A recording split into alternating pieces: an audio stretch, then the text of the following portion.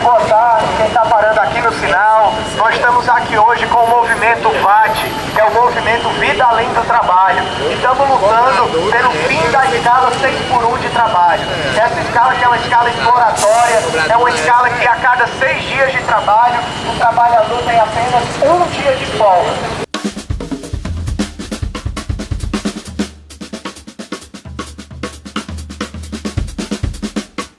Eu acredito que essa de trabalhar 6 dias na semana, folgar 1 dia só, né? 1 dia e meio, né? Eu acredito que isso aí afeta muito, assim, porque quando chega, a gente está perto de completar 1 ano de trabalho, já está todo mundo estressado, porque já está precisando de folga, né? Assim, de tempo maior para descanso, né? E antes de acontecer isso, já está todo mundo no pico de estresse, cansado, não tem como descansar, né? Porque já saindo do trabalho já tem que fazer os afazeres de casa, já tem compromisso fora do trabalho. Então é pouco tempo para administrar com outras coisas que não sejam de trabalho.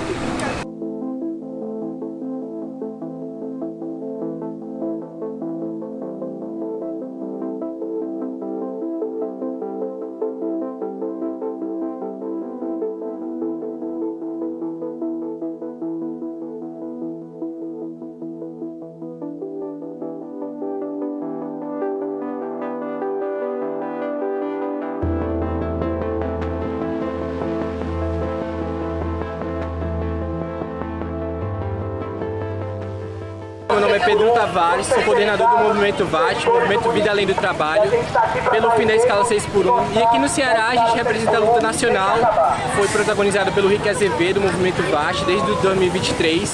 A gente pontua aqui no estado a importância de que o trabalhador e a trabalhadora tenham no mínimo 2 ou 3 dias de folga para poder curtir o seu momento de descanso, estudar, ficar mais próximo da família, entre outros. Desde o comecinho do movimento VAT, a gente já tem articulado com eles, tocado essa pauta de maneira conjunta. O Rick veio aqui em Fortaleza logo no comecinho e a gente tem observado a novidade que é esse movimento VAT. Ele é diferente do que a gente tinha como tradicional dentro dos movimentos da luta trabalhista, né? Essa é uma das lutas mais antigas que a gente tem, a pauta do trabalhador, da classe trabalhadora, mas aí surge esse caso do Rick, do movimento VAT, estoura e passa a ser uma pauta central mais uma vez, a redução da jornada. E a gente observa a mudança do tempo. É um movimento que ele não segue a tradição de vir a partir dos sindicatos, ou a partir dos partidos políticos, ou a partir de coletivos já organizados, às vezes com raízes muito antigas.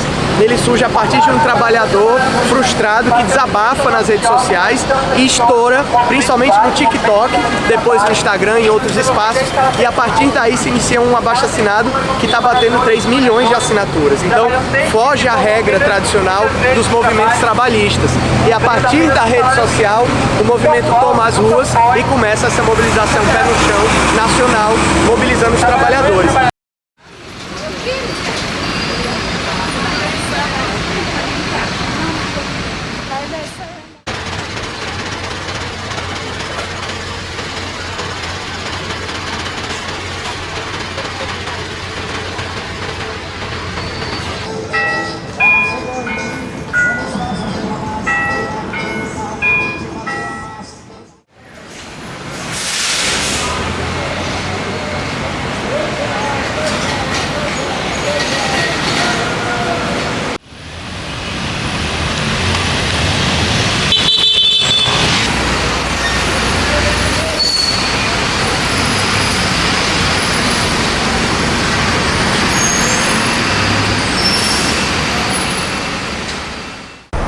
No meu primeiro emprego, assim que eu tinha 18 anos, eu comecei a trabalhar no centro com vendas.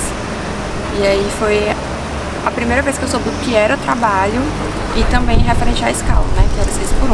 Eu trabalhava de 8 até as 6 horas da noite na semana, de segunda a sexta. E no sábado a gente trabalhava de 8 até as 4 horas porque o centro fechava. Mas na época, talvez por eu ser tão jovem, tipo, eu não entendia muito bem o peso de todo esse trabalho. Alguns dias, né, alguns dos domingos ou sábados que eu ficava cansada, mas eu acredito que na época eu não tinha um entendimento que era por conta da minha carga horária. tinha muito essa noção ainda. Acho que ao longo do tempo, com outros trabalhos, na mesma escala, comecei a entender quanto trabalhar nesse período era pesado, me afastava mais da minha família, de mim mesma, até porque eu só queria, o único dia que eu tinha, eu só queria dormir, descansar, porque na segunda-feira ia começar tudo de novo. A pandemia afastou muitas pessoas, né? Apesar de estar todo mundo dentro de casa, estava todo mundo com medo.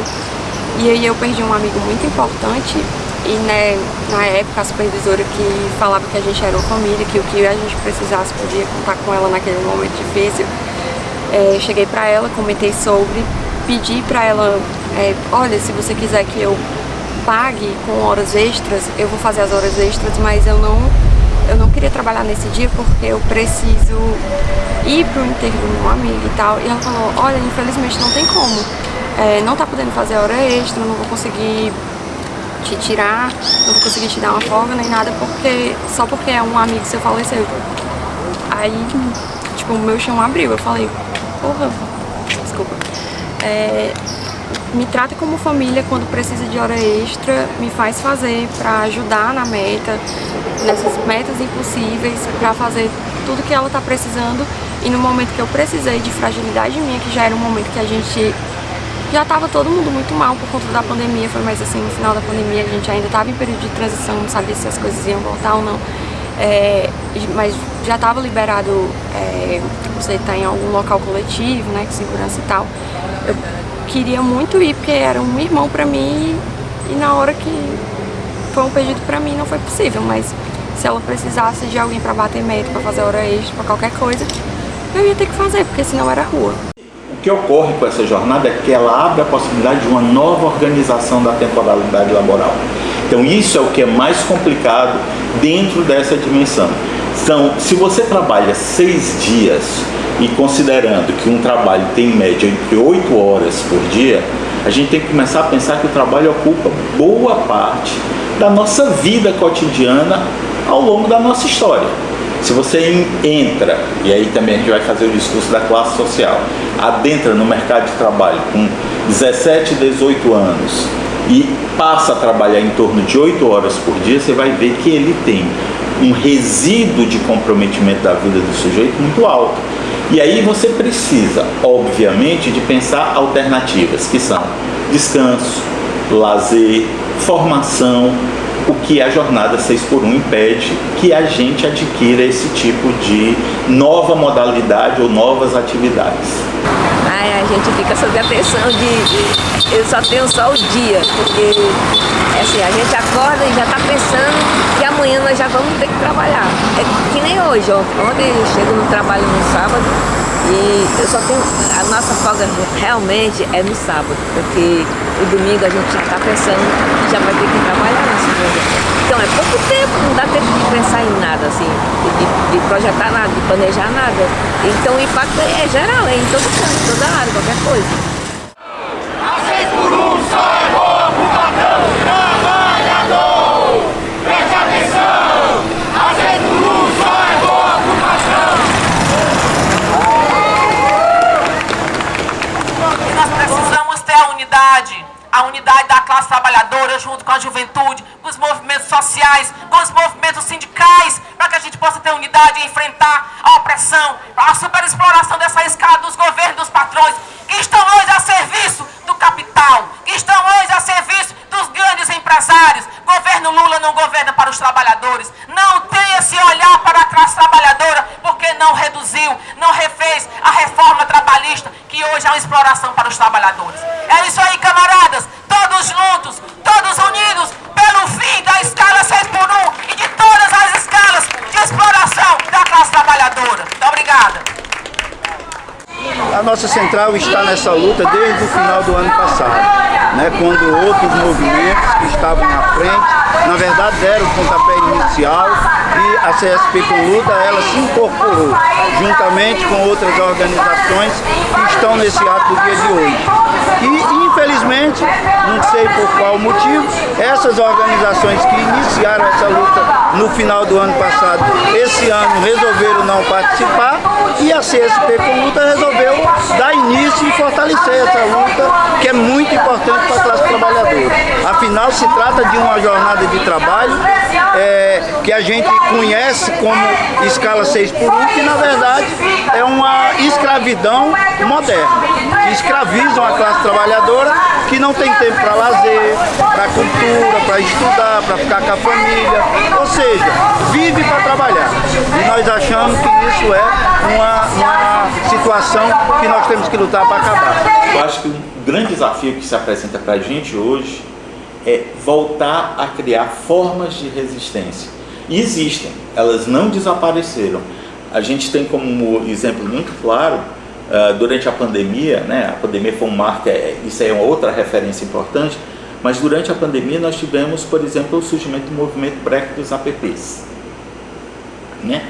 E que houve uma reação dentro desse discurso individualista que você encontrava desde trabalhadores que queriam melhorar a condição de trabalho, mudando jornada, mudando vínculos laborais, porque hoje um trabalhador de entrega ou de delivery, ele está totalmente descoberto de determinados benefícios e garantias. E houve naquele momento gente que apoiou exatamente não parar, mas de pensar esse momento de parada de boa parte desses trabalhadores como uma oportunidade para ganhar mais dinheiro. Então isso deriva do quê? Isso deriva de um certo esfacelamento da classe trabalhadora. Então a gente precisa reeducar, e quando eu falo reeducar, é dentro do ensino básico, médio, superior, discutir o que é a classe trabalhadora. Eu tenho um certo temor de dizer o que eu vou dizer, mas é preciso dizer, alguns processos segmentados de reação muitas vezes não trazem vantagem nenhuma. A gente precisa, mais uma vez, juntar esforços. Mas é difícil você, como trabalhador de classe média, se perceber como membro de uma classe trabalhadora junto a um trabalhador mais vulnerável. Mas todos nós somos classe trabalhadora. Ou você é dono do capital, ou você é classe trabalhadora. Tempo de ficar com a família, não dá tempo de fazer um lazer, isso é extremamente exploratório. É por isso que a gente está com esse abaixo-assinado, já passamos de 1 milhão de assinaturas pelo fim da escala 6x1 e estamos protocolando lá na Câmara Federal um projeto de emenda à Constituição para retirar essa possibilidade dessa escala exploratória na CLT. E aqui no município de Fortaleza, o nosso mandato está com um projeto de lei para proibir a escala 6x1 para os servidores e terceirizados do município. Muita gente trabalha nessa escala aqui em Fortaleza, e Fortaleza deve ser exemplo para dizer que é contra a escala 6x1, essa escala extremamente exploratória. Obrigado. O fim da escala 6x1 é a luta de todos. O movimento VAT ele protagonizou o início, mas tem outros partidos, movimentos coletivos que têm todo o dever e poder de levantar a pauta, criar atos, entre outros. O movimento VAT é aberto a diálogo, à construção. A gente já construiu um ato no ano passado nacional. Foi uma união coletiva de alguns outros movimentos, mas uma agenda mais específica de um final de semana, às vezes a gente não consegue unir todo mundo e vai, cada um puxa o seu. Mas nada que seja uma luta desunida, é mais falta de diálogo, falta de agenda. A luta nas redes sociais foi essencial para captar a pauta, mas é óbvio que ela não é suficiente. Então a gente acredita que o primeiro desafio que tem é o próprio desafio da maré baixa que vive o movimento dos trabalhadores. A gente viu nos últimos anos os trabalhadores perdendo direitos, e mesmo com a eleição do governo Lula, que derrota a extrema-direita, né, derrota a proposta fascista do Bolsonaro, o governo vem piorando as condições da vida da classe trabalhadora.